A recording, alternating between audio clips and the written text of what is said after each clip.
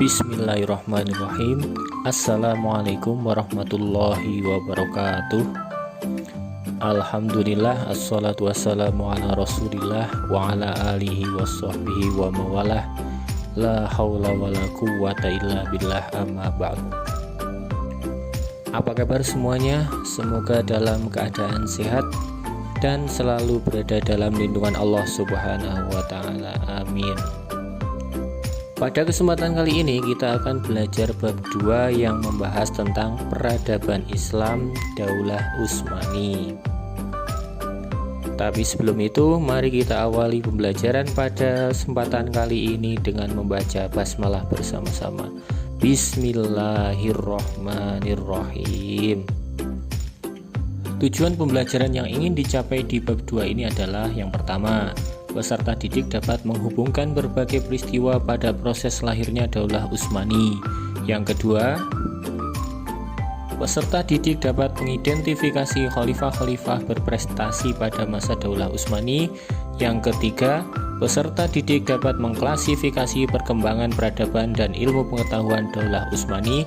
Dan yang keempat, peserta didik dapat memberikan argumentasi keruntuhan Daulah Utsmani.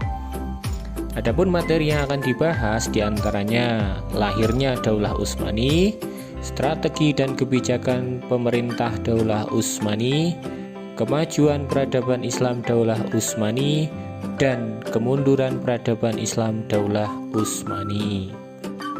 Baik, kita masuk submateri yang pertama, yaitu sejarah lahirnya Daulah Utsmani. Daulah Utsmani berasal dari salah satu suku di Turki Barat, yaitu suku Kayi, yang pada waktu itu sedang terjadi agresi yang dipimpin oleh Genghis Khan. Nah, Sulaiman Syah sebagai pimpinan suku Kayi kemudian meminta perlindungan dari penguasa Transoksania bernama Jalaluddin Mungurbiti bin Khawarizmi. Namun pada akhirnya Transoksania berhasil dikuasai oleh tentara Mongol. Sulaiman Syah kemudian memimpin anggotanya untuk pergi ke Kurdistan dan ke Azerbaijan. Namun dalam usahanya memasuki wilayah Syam, itu terhalang oleh bentangan sungai yang luas. Dan pada saat menyeberangi sungai Eufrat, datang banjir sehingga terbawa arus dan akhirnya Sulaiman Syah meninggal dunia.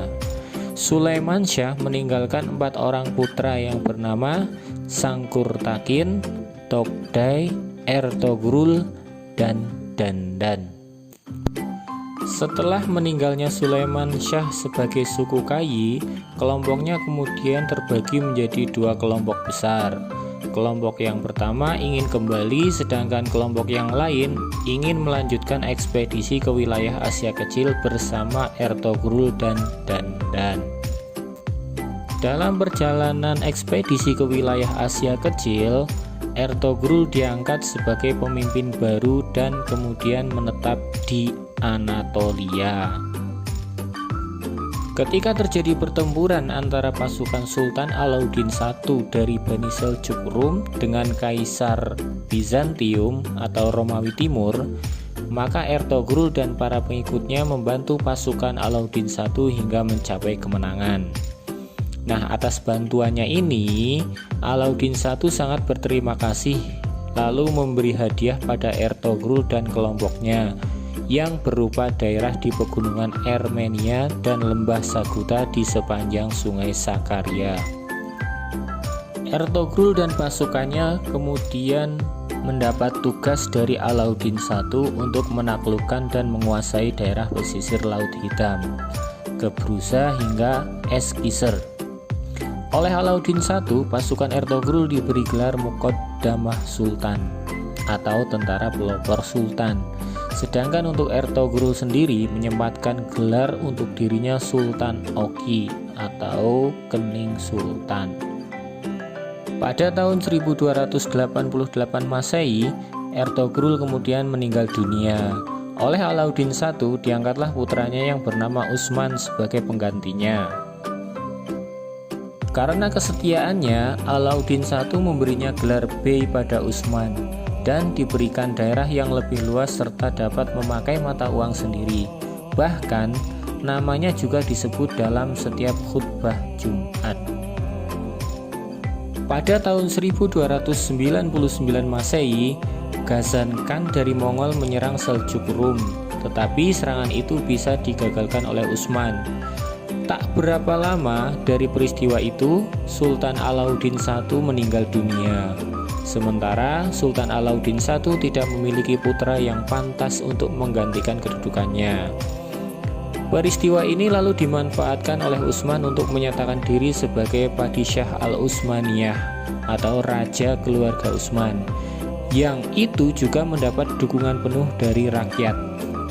Nah, dengan demikian berdirilah Kerajaan Utsmani dan ibu kota Kerajaan Utsmani pertama di Kuroh Hishar atau Iskisyar. Dalam perjalanan panjang yang berliku, Daulah Utsmani menjadi kerajaan Islam yang sangat dinamis dari mulai berdiri sampai akhir keruntuhannya. Jasa besar Daulah Utsmani bagi perkembangan Islam di dunia timur masih bisa dirasakan sampai sekarang.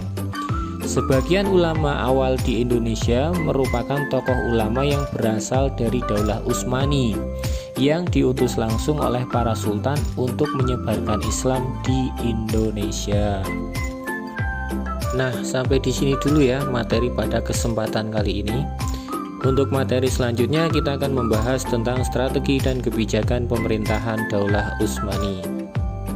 Untuk memperdalam materi dan menambah wawasan kalian, silahkan kalian bisa cari sumber referensi yang lain, bisa di perpustakaan atau melalui internet, yang tentu saja informasinya dapat dipercaya.